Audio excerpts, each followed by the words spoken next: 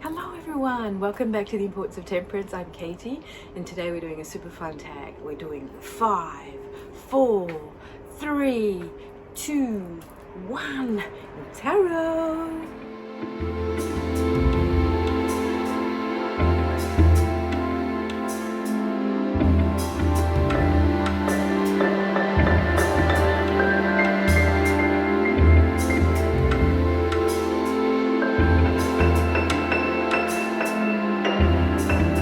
Okay everyone, let's get started. So this is a VR to Kelly Bear.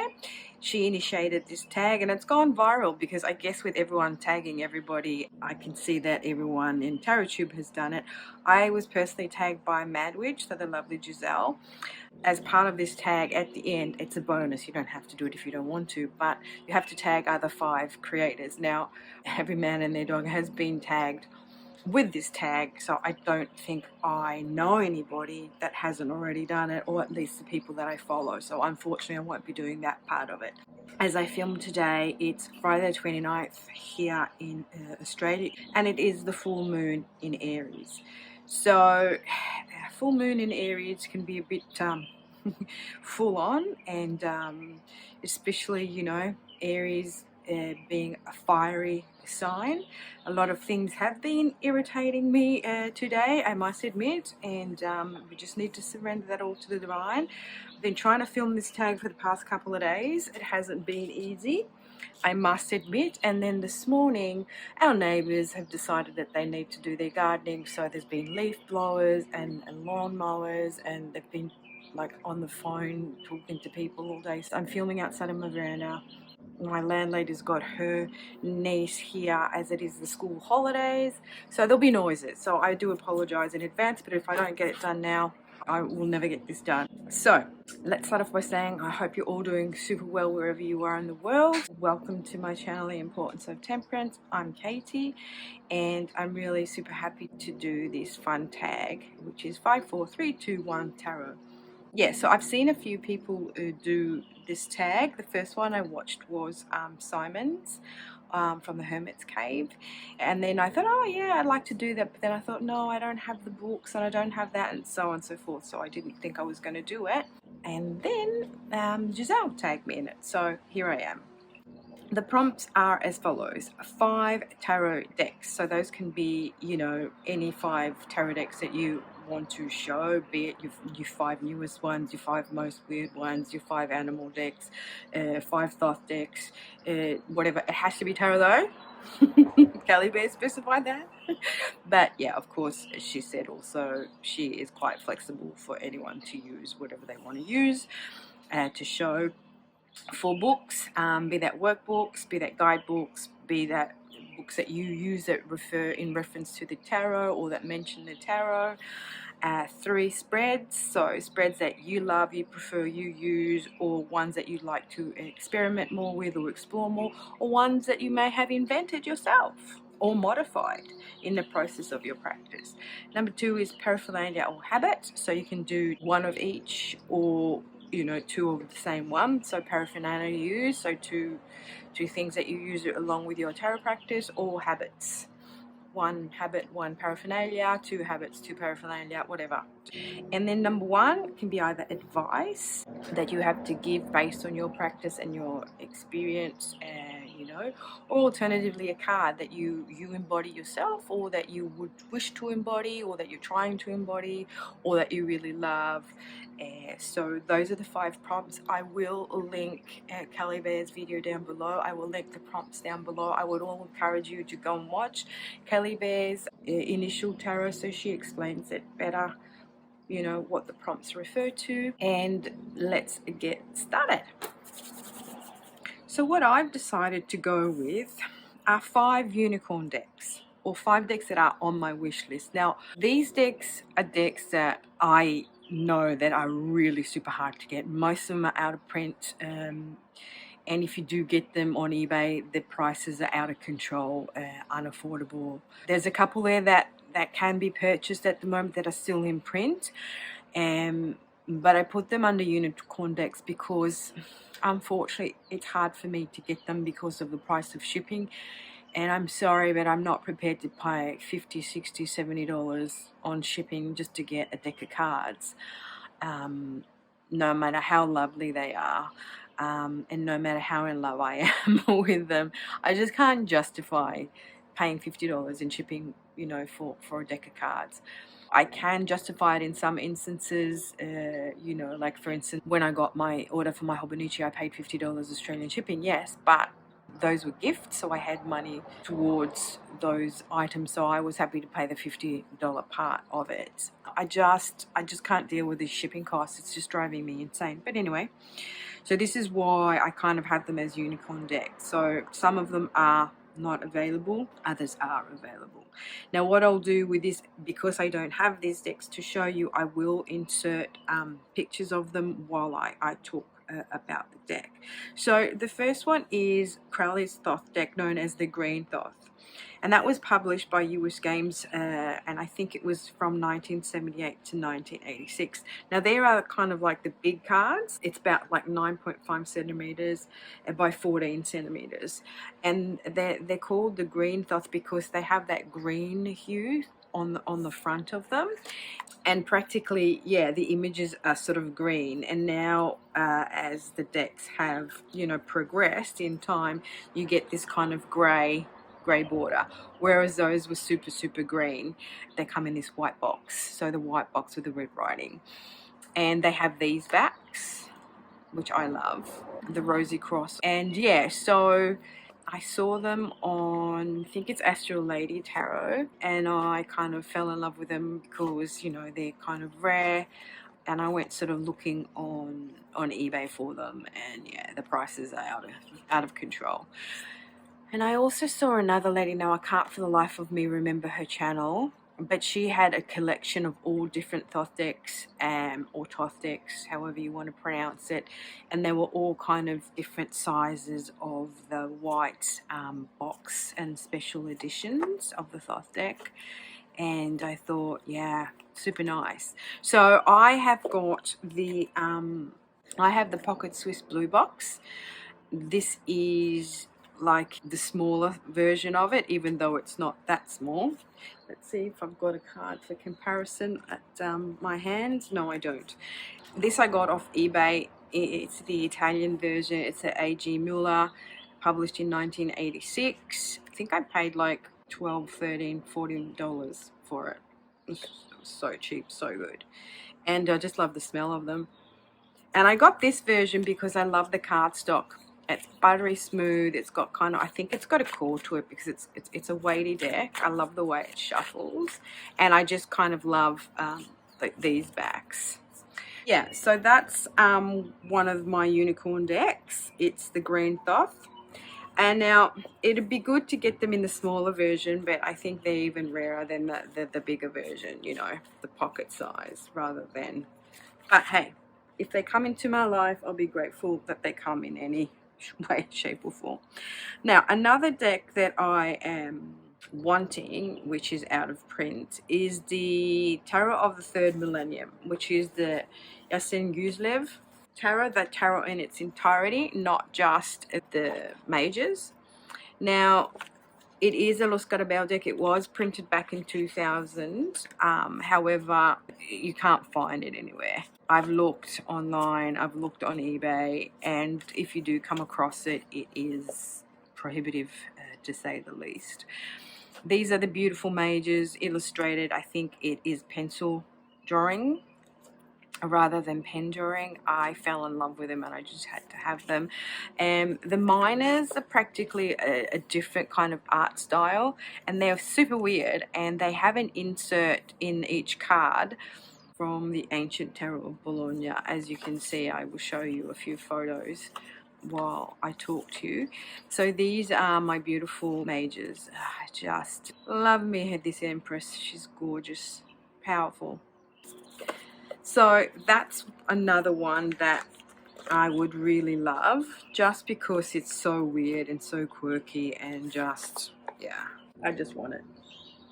Third one is Il Meneghello's La Corte dei Tarocchi, which is illustrated by Maria Donofrio, published in 1999. A lot of you will know this. and Il Meneghello is a Milan creator. They handmade their tarot cards. I would have loved when I went overseas and this year to go to Milan to get me a deck, because again, to get them to Australia, it's the shipping costs that kill you. Yeah, I just think it's super cute. I love the artwork. I've seen it on Simon's channel, The Hermit's Cave. He has a series of these decks and he does walkthroughs, so if you want to have a squiz at the cards, I would recommend you pop over to his channel. Another deck that I saw, this again I saw it on Astral Ladies Tarot. It's called I Tarocchi di Renato Guttuso. Now, Renato Guttuso was a famous Italian artist. He was born in Sicily, and he was part of like the movement referred to as socialist realism, I guess. He's born 1911, died in 1987, and he kind of lived during the war. And he was a renowned fascist regime opponent, and his artwork reflects that kind of sentiment. It's also very sort of tongue-in-cheek, I guess, and just wanting to make a statement about the political situation of the day. I was blown away. I loved it. I've been looking on eBay for it, but again, it's like 300 Australian dollars or more to get it. And the ones that Astral Lady shows on her channel are the smaller versions of them. They're kind of like this size, whereas the other ones that I've seen are the special edition that are really big cards. I don't really want those because you can't shuffle them. Yeah, so if you want to go see these cards, I would refer back to Astral Lady's channel. I can link the video below, but I was just blown away by them. They're beautiful. I want them, and one day I know they will come into my life. Okay, and the fifth deck I've already talked about on my wish list is the Serpent and Peacock Art Deck Edition by Libra Moon Tarot. I saw this on Simon's channel, The Hermit's Cave. I absolutely love these cards. I have been following her on Instagram as well. Every day she has these images that she puts up of the deck. This is the Art Edition deck. She does have a previous edition, which is cheaper, of course, but I don't like it as much as the new edition, because the new edition is the bigger cards and they're brighter and they just look gorgeous. So that's on my wish list. It is a unicorn deck at the moment because the costs of shipping again prevent me from buying it, but I'm going to save up for it because it's definitely a deck that I wish to have in my collection. All right, 4 books. So my books that I have are these ones. Just get this out the way. I have the Oracle of the Radiant Sun, and this is the guidebook that accompanies the cards. Now, I've said in my previous videos that this is deck, since I've got it, I never put down. I use it every single day, and I use this guidebook. I just love it. It does kind of talk about astrology more than anything else, so you can learn astrology with this guidebook. It gives you all sorts of information in here, the reading associations, it gives you the house, it gives you all this astrology information, but I kind of mainly use them as oracle cards, and sometimes I just look at the picture. Sometimes I'll come down here and see the keywords. Sometimes I read here where it says receiving this card in a reading indicates a need, so it will give you a little bit of a blurb. Sometimes I'll just read the description, because I'll look at the card and it says here, a walled fortress town sits solid and secure beneath dark and brooding clouds. Above, a young warrior challenges with his sword 2 giant bearded nobles, symbolizing... Yeah, guys, sorry, my phone just died in the middle of me finishing off this. So yeah, tradition and established authority. Yeah, I kind of just maybe refer to that. Sometimes it kind of, aligns more with what I'm getting from cards. So yeah, I use this all the time. I love this little booklet. It's got all sorts, even spreads down here, which I will show you as part of the other prompt. This other one here is the Tarot Companion, Liz Dean. This is the first ever book I got. I got this when I purchased my first tarot deck.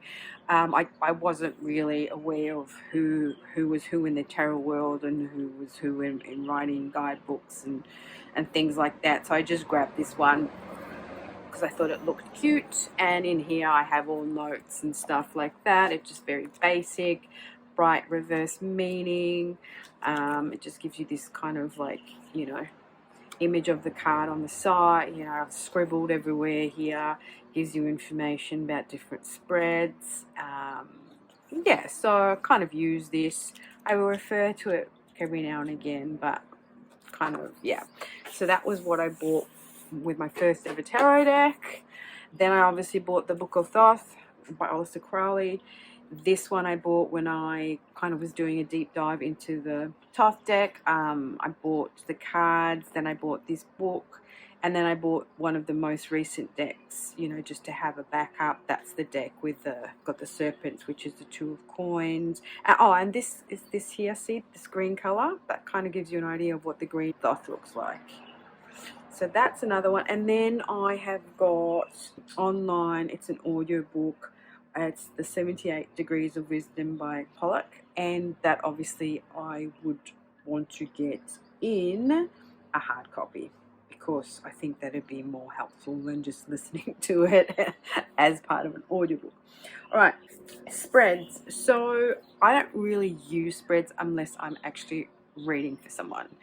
But what I do is I will kind of have sometimes my jumpers, like, you know, I might do the 2 draw spread or the 2 pull spread, just to get some clarity. And usually kind of what I do is, you know, either release, receive, doing well, do better, do this, don't do this, pro, con, where am I now, what is possible, you know, what is possible in regards to the situation, what am I doing well, what I'm not doing well, what needs to be worked on, what needs to be let go, that kind of thing.